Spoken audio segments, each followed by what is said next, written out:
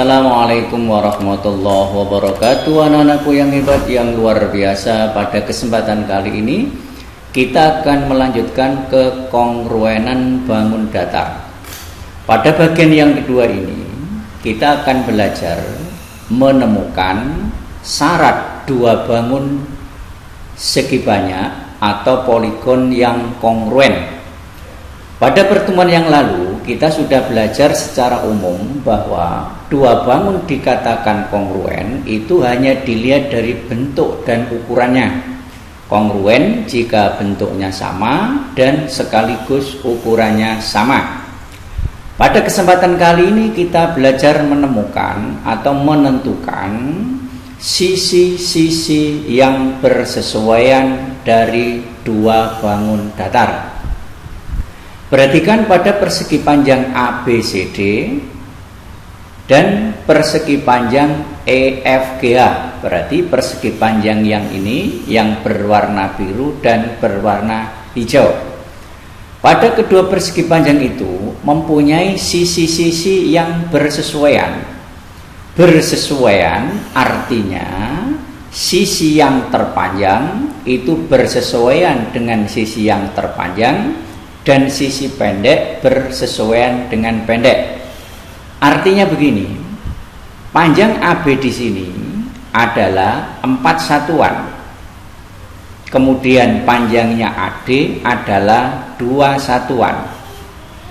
Pada persegi panjang EFGH, panjangnya EF 2 satuan dan panjangnya GF 4 satuan. Ini kita hitung dari banyaknya persegi ini. Kemudian HG sudah barang tentu 2, HE 4, DC 4, dan BC 2. Sisi-sisi yang bersesuaian, perhatikan persegi panjang ABCD.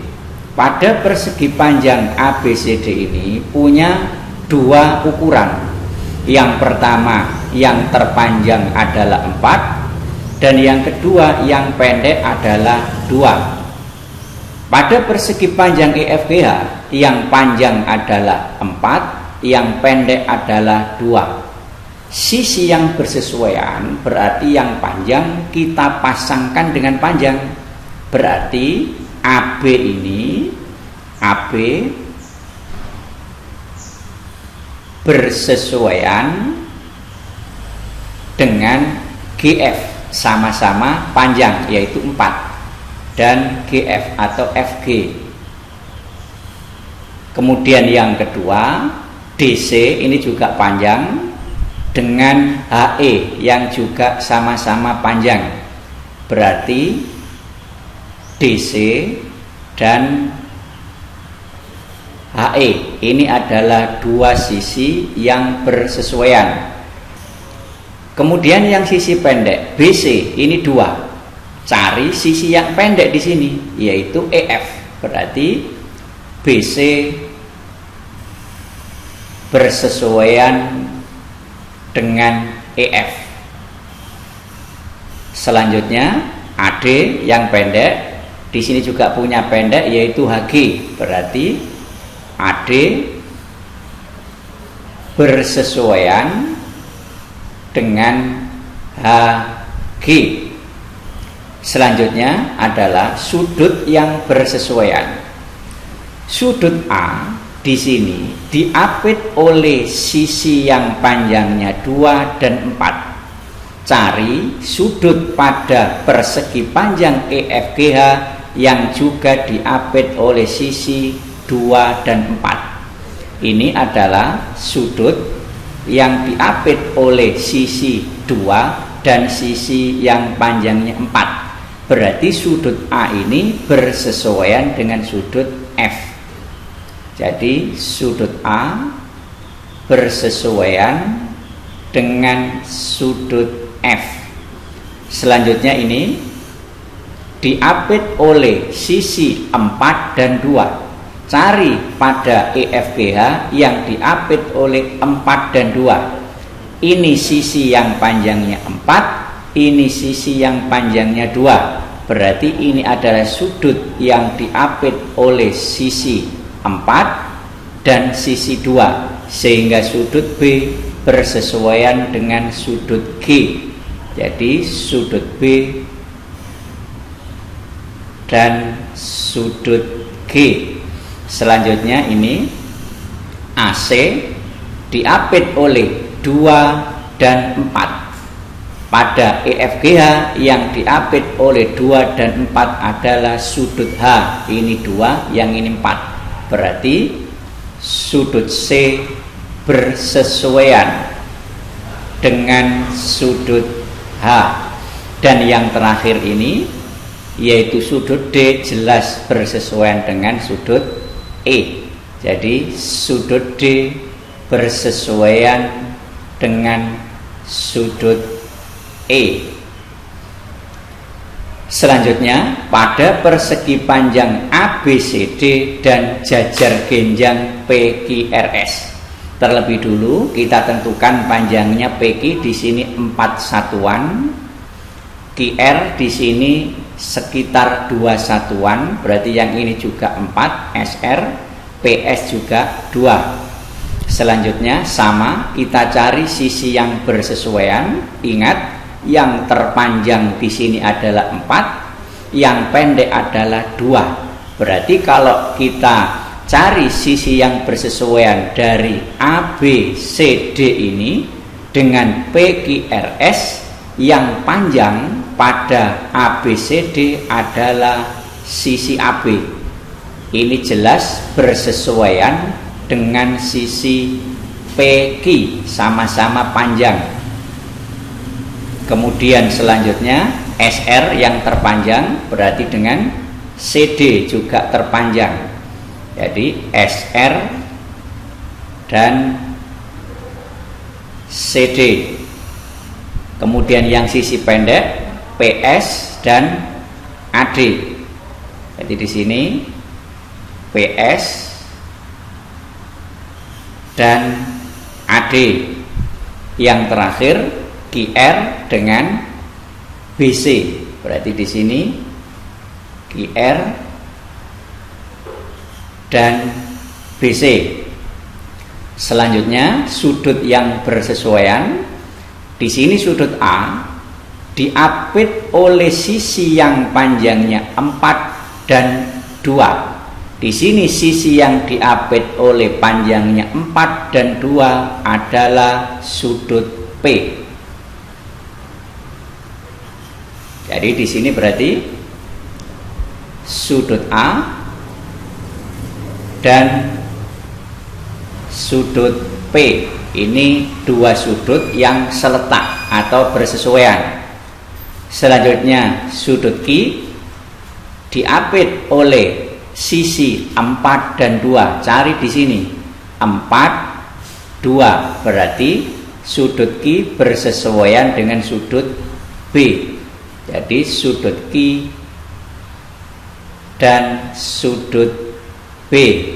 Selanjutnya sudut R diapit oleh sisi 2 dan 4. Ini sisi 2, ini sisi 4, berarti sudut R tadi bersesuaian atau seletak dengan sudut C. Jadi di sini sudut R dan sudut C. Dan yang terakhir ini sudut S jelas bersesuaian dengan sudut D. Jadi di sini sudut S dan sudut D. Untuk menentukan sisi-sisi yang bersesuaian itu panjangnya tidak harus sama. Jadi sisi yang bersesuaian itu cara menentukannya adalah cari yang terpanjang dan cari yang terpendek. Kalau gambarnya berbentuk persegi panjang begini, terpanjangnya 4, yang pendek 2. Sementara yang gambar persegi panjang EFGH, panjangnya FG dan yang pendek 2. Berarti ya 4 AB ini bersesuaian dengan GF, dan panjangnya ini tidak harus sama. Jadi sekali lagi, bersesuaian tidak harus panjangnya sama. Sedangkan untuk sudut yang bersesuaian, cara menentukannya, sudut yang bersesuaian itu sama saja dengan sudut yang seletak. Contoh yang ini, sudut P di sini diapit oleh sisi yang panjangnya 4 dan sisi yang panjangnya 2. Sudut A di sini diapit oleh sisi yang panjangnya 4 dan sisi yang panjangnya 2. Berarti sudut P seletak atau bersesuaian dengan sudut A. Besarnya kan tidak harus sama. Selanjutnya kita bisa membuat kesimpulan, dua bangun datar atau lebih dikatakan kongruen jika kalau kita lihat persegi panjang ABCD, ini panjangnya 4, ini panjangnya 2, kemudian EF ini 2, GF 4, PQ 4 satuan, PS 2 satuan. ABCD dan EFGA ini adalah dua bangun datar yang kongruen. Kongruen nanti kalau di dalam matematika lambangnya seperti ini. Jadi ABCD dan EFGH adalah dua persegi panjang yang kongruen. Sedangkan ABCD dengan PQRS ini adalah dua bangun yang tidak kongruen, karena berdasarkan yang sudah kita pelajari, dua bangun dikatakan kongruen yang dalam hal ini adalah bangun datar jika memenuhi dua syarat. Syarat yang pertama, bentuknya sama. Kemudian syarat yang kedua kemarin adalah ukuran sama. Sekarang perhatikan persegi panjang ABCD. Bentuknya gimana? Yang kiri berbentuk persegi panjang, yang EFGA juga berbentuk persegi panjang. Berarti bentuk jelas sudah sama, memenuhi, kongruen. Sekarang ukuran. Perhatikan pada persegi panjang ABCD. Di sini ada 4. Yang EFGA juga ada 4. Yang ABCD ada yang panjangnya 2, yang EFGA ada yang panjangnya 2. Berarti ukuran juga sama. Maka ABCD dan EFGA ini adalah dua bangun datar yang kongruen. Sedangkan ABCD dengan PQRS yang pertama, kalau kita lihat bentuk, sekarang kita lihat bentuk dulu. ABCD bentuknya persegi panjang, sementara PQRS bentuknya jajar genjang. Jelas di sini bentuknya tidak sama. Yang kedua, ukuran. Ini 4, ini punya 4, ini punya 2, di sini punya 2. Berarti ukuran sama. Tetapi sekali lagi ABCD dan PQRS ini merupakan dua bangun datar yang tidak kongruen karena di sini bentuknya tidak sama. Ingat yang kita pelajari kemarin, syarat kongruen, bentuknya sama, ukurannya sama. Dari sini kita bisa membuat kesimpulan, dua bangun datar atau lebih dikatakan kongruen jika yang pertama, sisi-sisi yang bersesuaian panjangnya sama.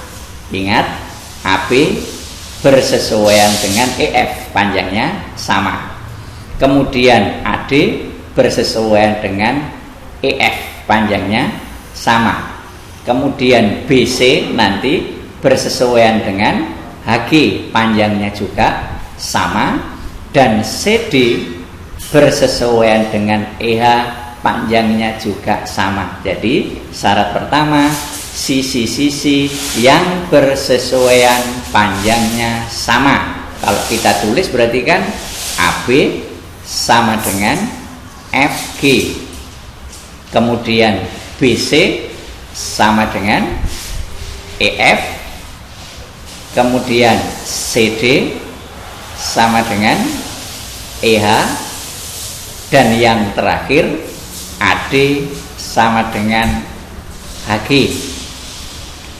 Syarat berikutnya, sudut-sudut yang bersesuaian atau yang seletak besarnya sama.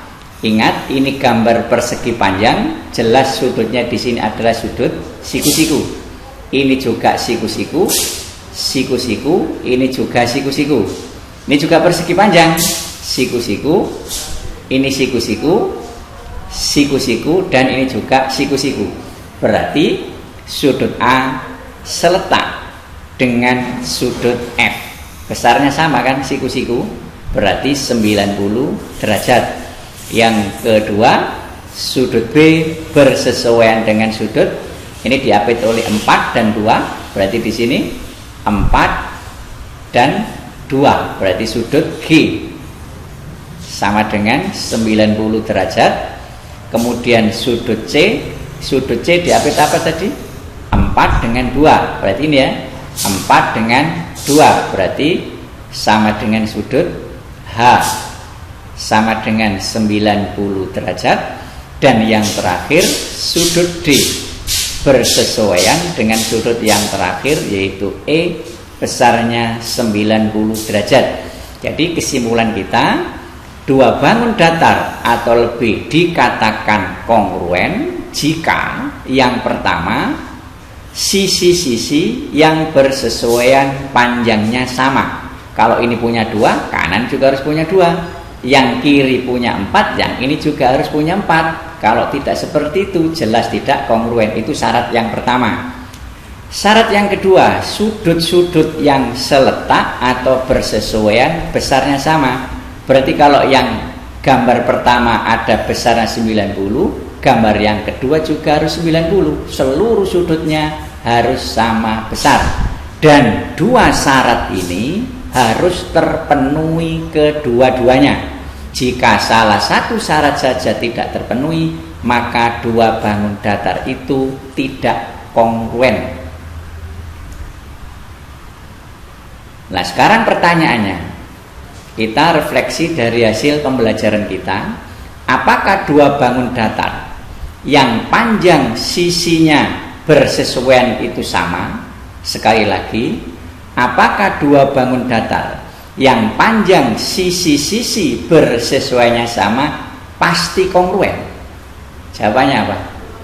Nah, kita lihat ini. Ini ada persegi panjang, ada jajar gendang, ada jajar genjang. Di sini sisi yang bersesuaian 4 dengan 4, berarti panjangnya sama. Di sini 2 dengan 2 juga panjangnya sama. Apakah ABCD dan EFGH kongruen? Jelas tidak, karena bentuknya berbeda.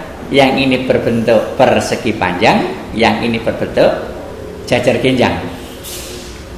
Sekarang di sini bentuknya sama antara EFGH dan MPON.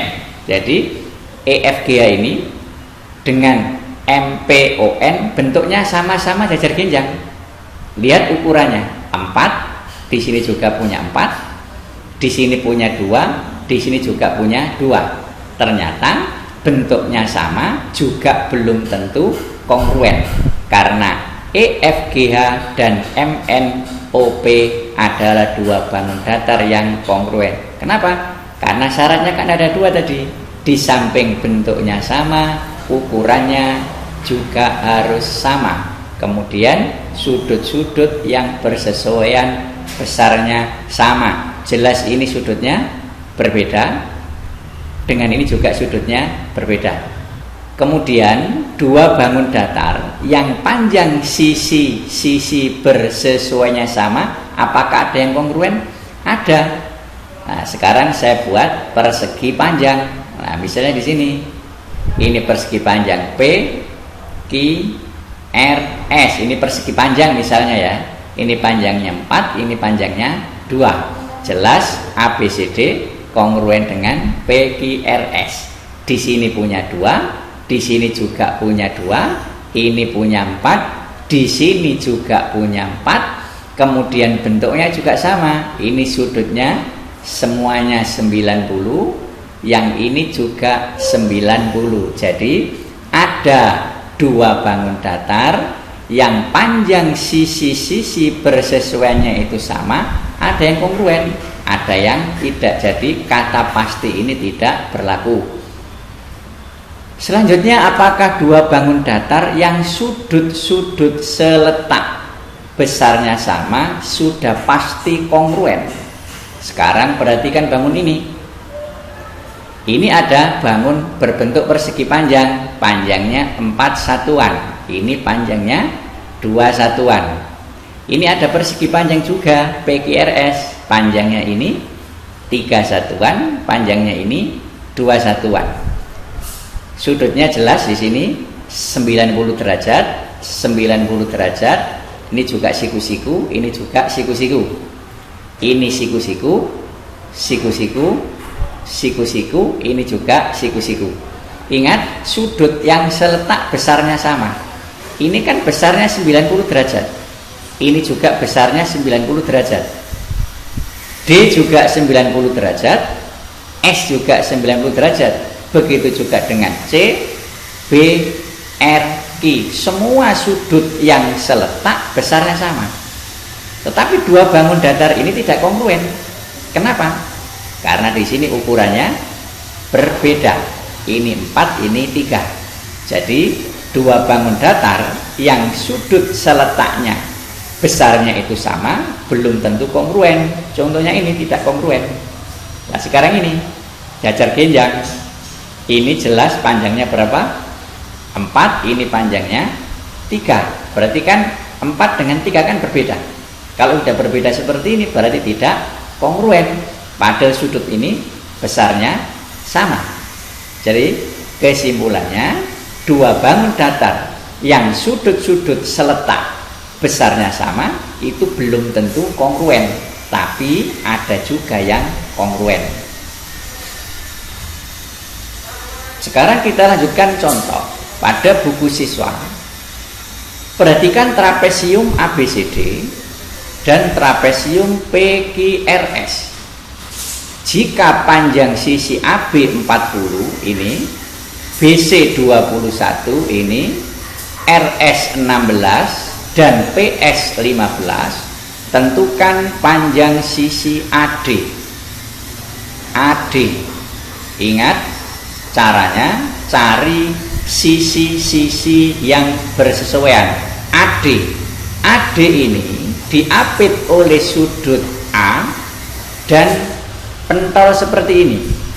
Cari pada gambar PQRS yang diapit oleh sudut dengan lambang seperti ini dan lambang pentol seperti ini. Ini ada, ini lambang pentolnya, kemudian lambang ini, berarti AD itu panjangnya sama dengan PS. Jadi diapit oleh pentol sama lambang begini.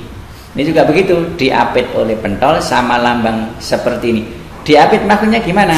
Sisi AD ini diapit oleh lambang ini dan ini. Sedangkan yang ini sisi PS diapit oleh lambang yang sama. Jadi AD sama dengan PS sama dengan 15 cm. Kemudian DC. Kita cari DC, lambang-lambang yang ada.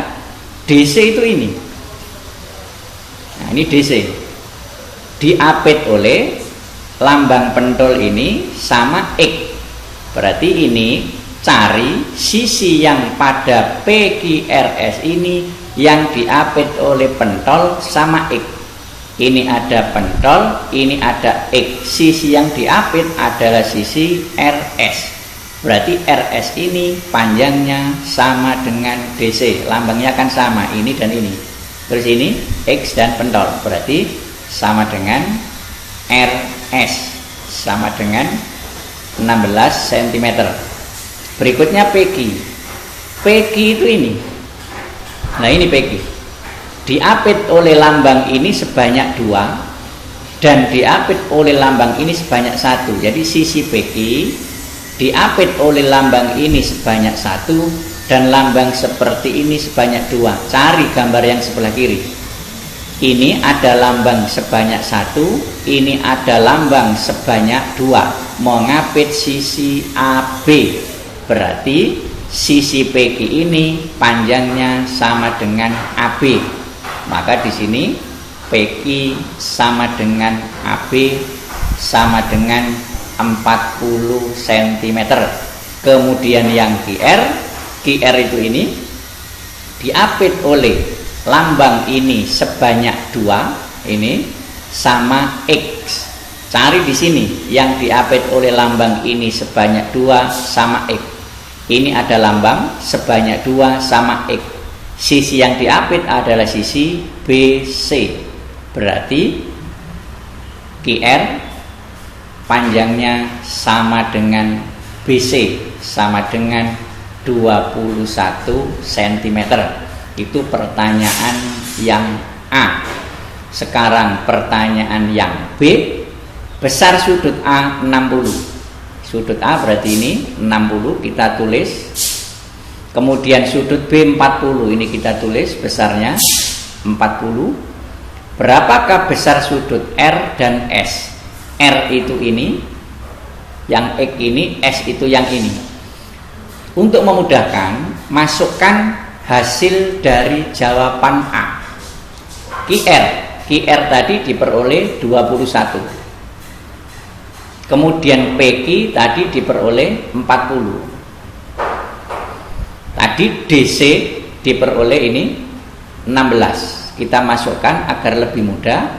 AD diperoleh 15. Sekarang pertanyaannya besar sudut R. Sudut R itu ini.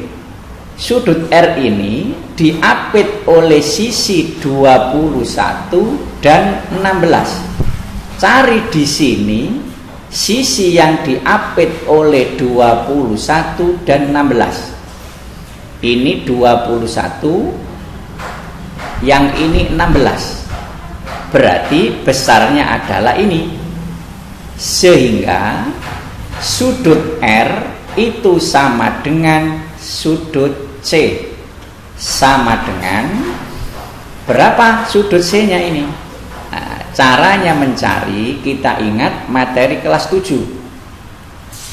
Dua sudut dalam sepihak, ini namanya sudut dalam sepihak. Kalau dijumlah hasilnya 180. Maka sudut C ini besarnya adalah 180 dikurangi 40. Jadi dikurangi ini. Jadi kalau dijumlahkan 180. Berarti yang ini 180 dikurangi 40. Diperoleh 140 derajat. Itu materi kelas 7. Kemudian sudut S. Mana sudut S? Ini sudut S. Diapit oleh 16 dan 15. Cari yang diapit oleh 16 dan 15. Ini 15, ini 16, berarti sudutnya adalah yang ini. Nah, sekarang berapa besarnya? Ingat, ini namanya sudut dalam sepihak. Kalau dijumlah ketemunya 180. Berarti sudut S, nanti sudut S itu sama saja dengan sudut D. Jadi sudut S ini tadi sama dengan sudut D, yaitu 60 ditambah ini ketemu 180, berarti sama dengan 180 dikurangi 60 sama dengan 120 derajat. Selanjutnya untuk latihan di rumah, ini dianggap sebagai latihan. Pada buku siswa latihan 4.1 halaman 214 soal nomor 6 sampai 9. Tetap semangat, mudah-mudahan kalian cepat paham.